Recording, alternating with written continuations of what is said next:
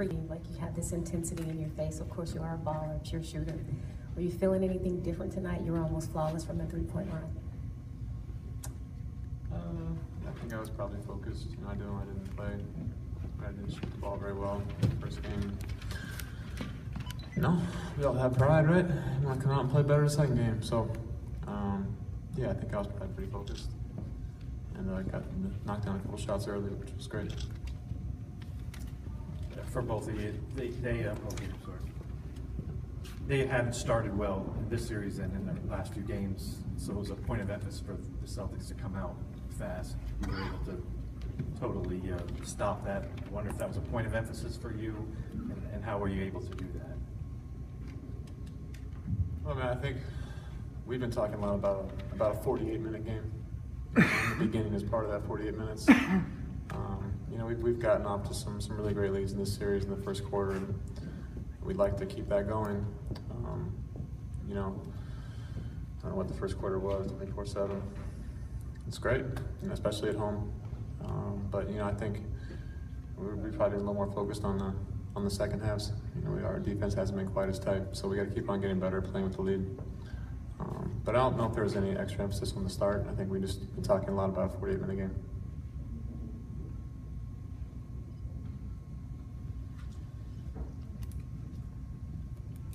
Casey Sager, ball breakdown.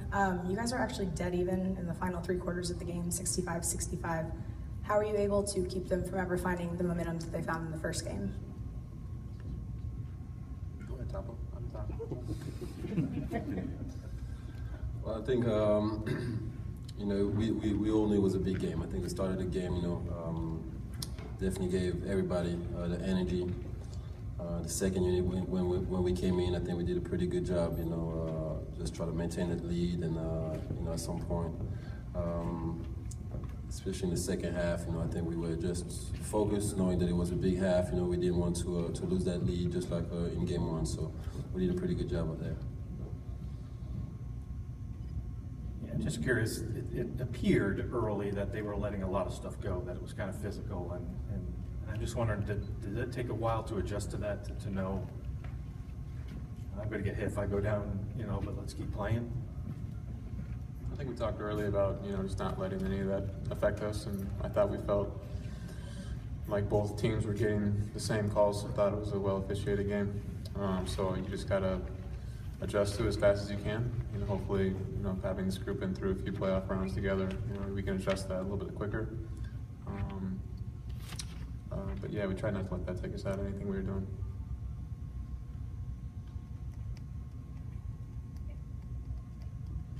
Any more questions? Just general thoughts to go to Boston now up 2-0.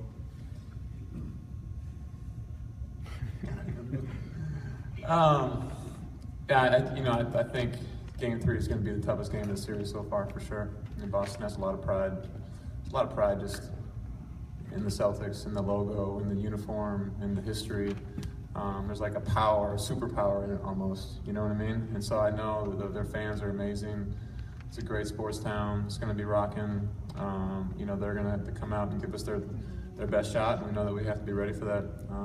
So I think we'll have to play our best game in Game 3. 15 blocks, team playoff record. How much are the guys underneath fueling this team in this 2-0 run? I think we're just playing with a lot of energy. Everybody comes in, bring something to the table, and I think the defense the whole year have been clicking. And tonight again, I think we did it on the defensive end mostly.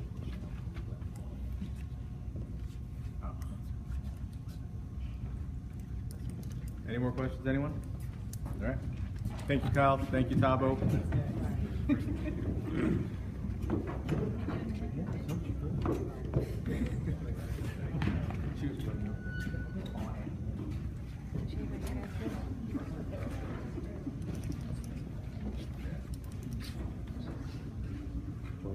about it, guys. Wrapping up here. Football Express game. It's always good when your team wins. You see, we got. Let me flip it around here so you can see. This is the press corps back here. These are all the happy guys here. Part of the press corps. Look how excited everybody looks. Is this great, guys? Look at this.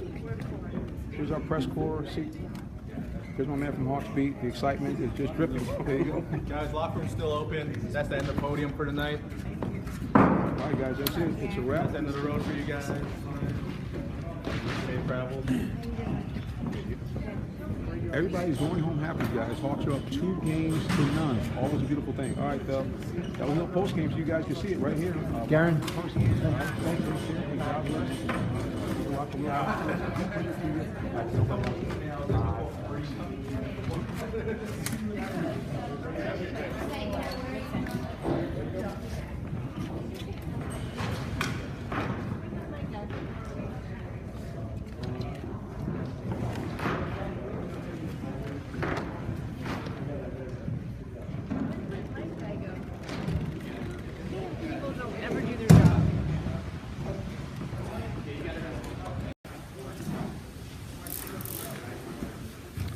Hey guys, I wanted to give you that, you Facebook guys that check us out. I wanted to give you what it looks like. This is what you see all the time on NBA TV. This is what it looks like here in the press court. I got my official camera here, got some great still photos. I'll show you guys that. Just remember, go to our website at realtalksports.net and you'll find out all you need to know about great Hawk stuff. Now here's the thing, people don't know, I actually got the camera face towards me, so they're making all these faces, trying to get me, but it doesn't matter. You know how it is, guys. I'm pretty... there we go. Now you can see me really good. Anyway, like I say again, this is the Hawks press game. The Hawks had a great game. What they did was they jumped out to a 21-3 lead. 21-3 lead. They jumped out in the first period. Then things kind of flattened out a little bit, but they led 24-7 at the end of the first period. Ended up winning the game, going away 89-72. Of course, the Celtics did what you expect. They're a very resilient team. They cut it down to about 5 later in the game, but the Hawks made sure to hang in there and finish it off. And this is the kind of play that we saw from these guys last year, a 48-minute game. And when the Hawks play 48 minutes, they're a tough team to beat. Now, of course, the big keys is that a couple of key Celtics did not play due to injuries. So, yeah, something we got to consider. But at the end of the day, now they go to Boston with a 2-game lead. They did what you do in the playoffs. They held home court, so they go out to a hostile Boston Garden where everybody's going to be very excited with the Celtics being back in the playoffs and playing some meaningful games in the summertime. So you better believe I went to school in Boston. I went to Northeastern, and so it's going to be a raucous time there for all the folks in green. But at the end of the day, the Hawks did what they had to do, held on, pulled off a key victory, 89-72, and really what the Hawks want to try to do at this point is build on this. Hopefully they can get this series wrapped up in 4 or 5 games. That's really the goal because, unfortunately, next in the second round, because they were the 4th seed, they're going to end up joining the Cleveland Cavaliers, most likely, and LeBron James for a return appearance. So, but Hawks did what they had to do, held home court 89-72 here. Like I said, again, this is what you guys see all the time, the real deal. NBA playoffs, we're here, game 2, and they're going to take it down now. So I got to go. All right, guys, thanks for tuning in. God bless.